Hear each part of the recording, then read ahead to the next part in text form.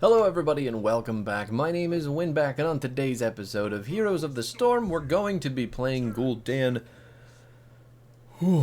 What can I say about Guldan? He sucks. That's it. That's the whole joke. If you don't get it, you will. It's a YouTube video though, so feel free to like, comment, and subscribe your heart out. We're going to be playing on Towers of Doom today. I forgot to do this last time. But the team comps are going to be Guldan, Abathur, Malfurion, Genji, and Butcher versus Jaina, Tassadar, Anduin, Ragnaros, and Tracer. Now, the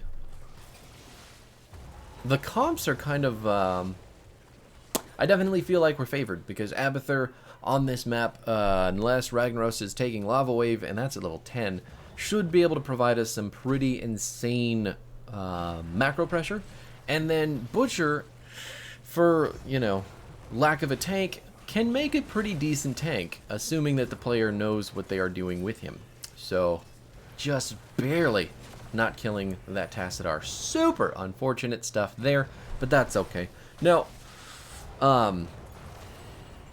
ultimately, if you're not familiar with Guldan, it's not like he's super complex or anything. I think he is very strong as a character, so he's just not flashy. He's never going to be the huge playmaker outside of his ult, and he is... How do you describe... I don't know. He's the guy that you invite to the party to drive you home. So... he's really and truly the MVP of everything, but he's probably not having the greatest time. You know, he's the DD. Now, your build, if that's all you're here for, we're going to be playing full suck today, just because it's probably the most fun way to get anything out of this character. And with the Tracer and all the squishy fuckers on the other team, it doesn't really make a whole lot of sense for us to be dropping big burst damage with the E build. So... your level 1, though, is going to be Chaotic Energy. Level 4 will be Health Funnel. 7 is going to be Curse of Exhaustion. 10 will be Horrify. 13 is going to be Harvest Life. 16, Dealer's Choice, whatever you want to do. I think we take Ramp and Hellfire, though. And then 20 is going to be either Haunt or Mnemonic Circle, depending on what you need. Now, all that out of the way. Ooh! Giving... Tracer all of the suck so that Genji can secure the kill. It just doesn't work any better than that right there. The coolest thing about this build is that your level 1 talent increases the range significantly on your W, so it's really easy to just point and click on someone, and then once they, just like that, are tethered with your W, they have to walk really far to get out of the tether range. So it's pretty nuts how good it is. It's just point and click damage, and when there's people with teeny tiny health bars who don't have a whole lot of mobility, they're just going to... Now, your Q for Guldan is Fel Flame. That's hovering over it here. I mean, you can see how intensely cool it is. It's just a cone of damage. You whip it out, it does damage in a cone. The range is pretty good, but it is really, really strong at wave clear. And it is your most consistent form of damage. It's only on a 1.5 second cooldown, so basically it's about the same cooldown as an auto attack would be, so you don't have to cooldown, or you don't have to auto attack with Guldan a whole lot. More often than not, you're just going to be using your Q to deal damage in a huge AoE and very consistently. Super good for that. Your W is the whole point of this build. Looks like we lost the shrine, but that's okay. We're getting kill after kill for the Butcher, and things are going to work for us as we scale. Your W, though, is called Drain Life. This is going to be a point-and-click ability that you are going to cast on an enemy for 3 seconds. We're going to deal 174 damage per second, and we can cancel this ability at any point, but we're also going to get 247 health per second at level 7 for Guldan. You need this because Guldan does not generate mana the same way that a normal character does.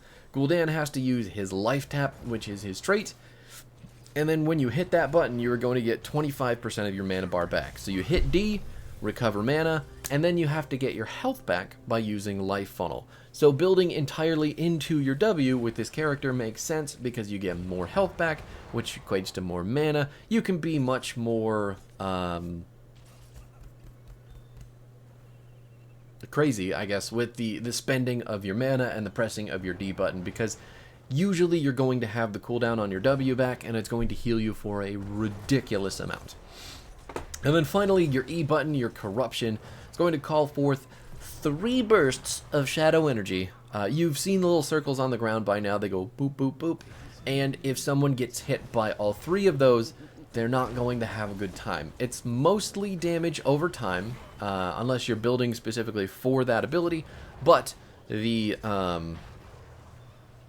damage is nuts, especially if you're hitting someone with all 3 of them, and then potentially all 6 of them if you build for that ability. It's crazy how much damage it does, but since we're not going for that specifically, it's just good damage. It's just consistent, and it is a huge AoE to cut off for the enemy team because they need to dodge that stuff. There is the Genji down, but more meat for the Butcher, who is just hiding in the shadows for that Anduin to chop him up and eat his meat. Sounded weirder when I said it out loud, but that's what you signed up for.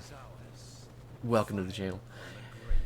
Guldan's ultimate, the best, well, on this comp for sure, it's probably our best ult outside the Butcher ult. But Horrify is going to let you drop a very large circle of just fear. Horrify explodes after 0.5 seconds, deals a little below average damage, but when you are hit with Horrify, you are going to be feared and silenced for 2 seconds. So, when you are feared, oh no, I've been killed, you are going to be forced away from the center of the ability. So, a lot of the time, you will see Guldans using Horrify as this big, like, wombo ultimate to follow up on things like Mosh Pit or a Garrosh Taunt or something to that effect. And that's not really how you want to use Horrify. Horrify should be used for big ult interrupts, so things like Mosh or Anduin's ult, and for getting picks. So because Horrify forces people to run in specific directions and it silences them for 2 seconds, it basically sets you up to split a team or force a single person into your team. It's just incredibly strong. You cast the ult, you make a person walk the way that you want them to, and then your team kills them. From there, if the enemy team still wants to engage you, you have plenty of tools to deal with them because it should be a numbers advantage. It's a pick ult. As much as it looks like a big AoE wombo ult, I promise you it is not. It's just not good for that kind of thing. Mainly because it's going to separate the team that you hit with it. So, just remember, find one person who's really good to use it on. Try not to use it on whole bunches of people unless you're trying to interrupt something very important.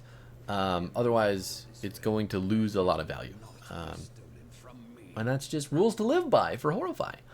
Man, that rhymed. That was good. So your talents with this character are pretty. I mean, they're all W talents with this build specifically. My God, look at how much damage. Do you see that? Like, she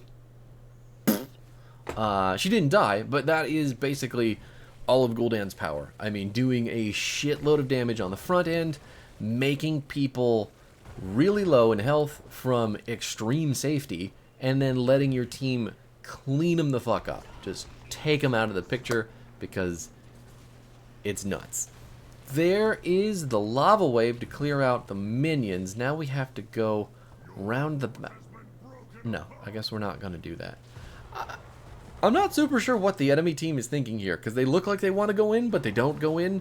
And then maybe they saw me and thought, well, probably not a good idea. So kudos to them, I guess, for playing safe. But my Butcher is going to go hungry tonight, it looks like. And Genji now being chased.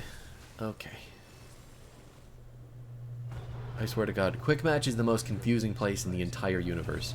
There is the Horrify on one target. He didn't get killed in that 2-second window, but he does die eventually. Malfurion going down. It looks like the clone is dead as well. Butcher is going to... Oh my god, I don't have my ult now for interrupting Anduin's ult, so we just have to make do from range with our Qs and our Ws, but it looks like the entire fight is going to turn on its head. When Malfurion died, it kind of sealed the fate of our team. We didn't kill Tassadar fast enough off of the Horrify. I can get myself killed here. Oof. So didn't kill Tassadar fast enough. He was able to get his shield off, which let him do a bunch of damage and survive for way longer than he should have, trading out our Malfurion, which means that suddenly we have a much bigger problem. And then since Anduin got his ult off for free because Butcher didn't have any abilities to interrupt at it and I had already used mine, the team fight just exploded in the wrong direction. Just complete and total backfire in our faces. Really gross. Covered in goo. But you're, again, you can see the build down here. It's just www.dodamage.com. Okay. So level 1, the only part that really, I mean, you really have to have for this talent is the range. The range on your W is massively important, and it's also really strong. So I mean, if you're building W, take this. There's really no reason not to. The mana cost reduction on the abilities is really cool too, but you get that by doing globes, and again, with as much healing as you're getting out of your W, and mana that you get from your life tap. Oh no, he's gonna kill me, isn't he? Yep, he's gonna kill me. My life tap, or my drain life, isn't doing nearly enough, and it looks like that shield is going to keep him alive, but Genji, thank God, comes down to trade the kill, and that'll be my last death for the game, I promise. I got a little bit overzealous there bringing him in. I should have drained much more life prior to that, but that's okay. Lesson learned. I'll remember that if I ever run into that situation again. Same thing though, I mean, Horrify, we used it for the pick potential. I was hoping he would get hit with it, and then he would have hit me under the tower prior to getting hit with a Horrify. He didn't do that, and the tower didn't aggro him until much later, so I didn't get any real help from the tower, while Butcher just goes in and ults on the Ragnaros. Is he down? Looks like Malfurion saying, fuck this guy, I'm going to ult, and Genji can't stop the Tracer from channeling, so that's okay. We're back to life. We can start clearing waves now. Genji having to ult to get out. Tracer not going to be able to catch him, looks like. Good stuff there, at least. Thank God Genji's hypermobile. But, yeah. So, back to the build. Health funnel, you want this because the cooldown on your W is really important because it's going to give you a lot of health, a lot of easy damage, but it's going to recharge twice as fast while you are channeling it. So if an enemy dies while under the effect of drain life, be it a hero, a minion, a whatever, you are going to get the cooldown instantly refunded. Oh my god, we have to go up there. I can't clear the wave. Can we get there in time to turn the fight? I'm holding on to my ultimate right now because I need Anduin to use his first. Oh no. I have to use it. But Anduin still dies, so it's completely worth it. Gonna get a little bit of health back. Tracer is down. Butcher's going in. There's the ice block to stop the charge. Tassadar just dealing lots and lots of damage, but his ult is gone, so he should be dead. Just because Jaina was getting focused does not mean he was at all safe. Let's do the boss here. We should be able to live through this really easy with our health funnel. Hello, team. Hello, team. I need some assistance. I can tank it for a long time, but I can't tank it forever. Thank you. Appreciate that. There's 3 people dead on the enemy team. This is the perfect time to take the boss. Then we'll get the free objective after this as well, because there's no way for them to really fight with this. Okay. Now, the level 7 talent, Curse of Exhaustion, used to be pretty rough. It was really good because the slow was always really strong, but you used to have to hit your E and then your W on one target, and then you would slow them insanely hard. Now, it's just slow them insanely hard for hitting your W on them. So Drain Life is going to deal 50% more damage and is going to slow by 50%.